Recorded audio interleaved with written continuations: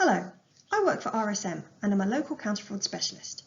RSM provide the counter-fraud services for organisations across the NHS. In this short session, we will discuss invoice fraud and what it means for you. Fraud in the NHS is not a victimless crime. It does real harm by diverting funds into fraudsters' pockets, so we want to stamp it out. Invoice fraud is more common than you think. Not all invoices are genuine. It may be from a fraudster who is hoping that you will authorise the invoice without checking. Before authorising any invoice for payment, checks should be undertaken to ensure the goods or services were ordered, correctly authorised and have actually been received.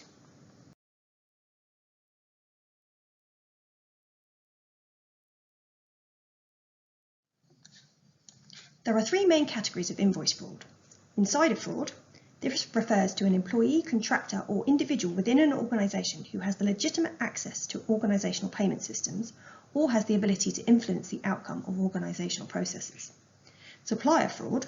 Supplier or someone pretending to be a supplier deliberately takes steps to mislead a health body with a view to obtaining payments that are not properly due. Or mandate fraud.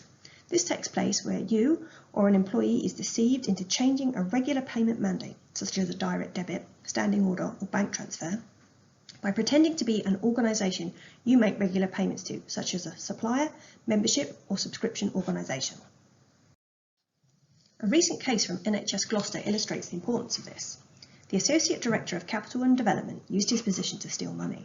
He enlisted 3 of his friends in the fraud who were in the building trade and got them to submit false invoices, telling them what information to include so they would be paid.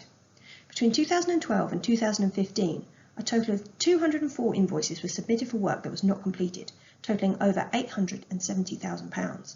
The subject was jailed for 4 years and 8 months. Assets of over £189,000 were confiscated and must be repaid to the trust. He was also forced to sell his property as a result. His NHS pension will also be recovered. 2 of the subjects were jailed for 3 years and 4 months. The remaining subject was jailed for 15 months.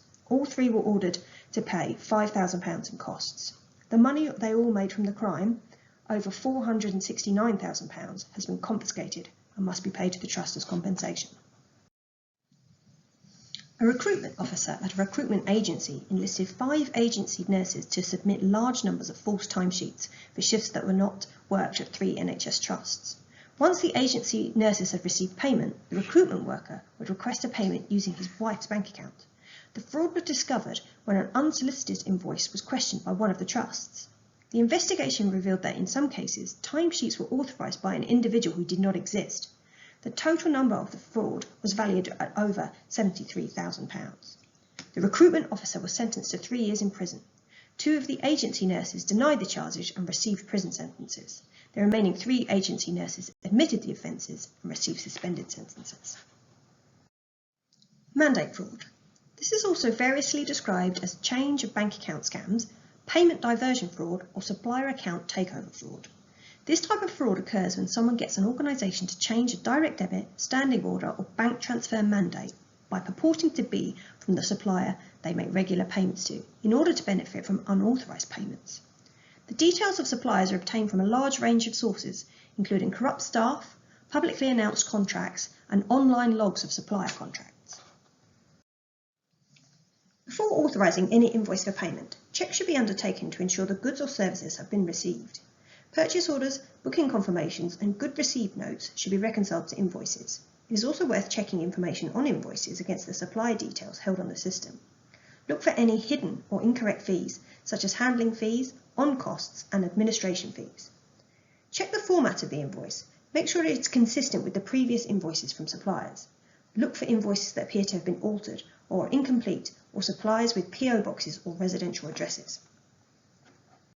NHS organisations have systems and processes in place to prevent and detect invoice fraud, but we can never be complacent. The NHS Counter-Fraud Authority have produced a document to provide local counter-fraud specialists and finance staff working within the NHS with guidance.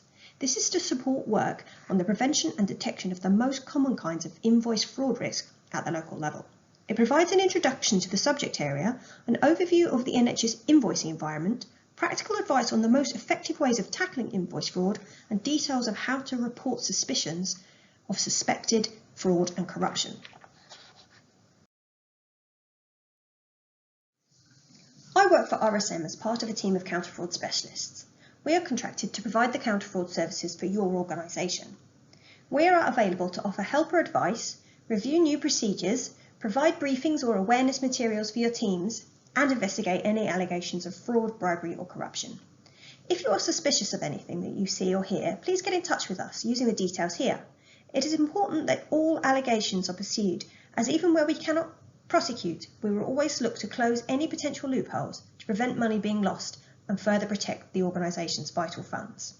You can also report NHS fraud anonymously through the National Fraud Reporting Line or online reporting tool.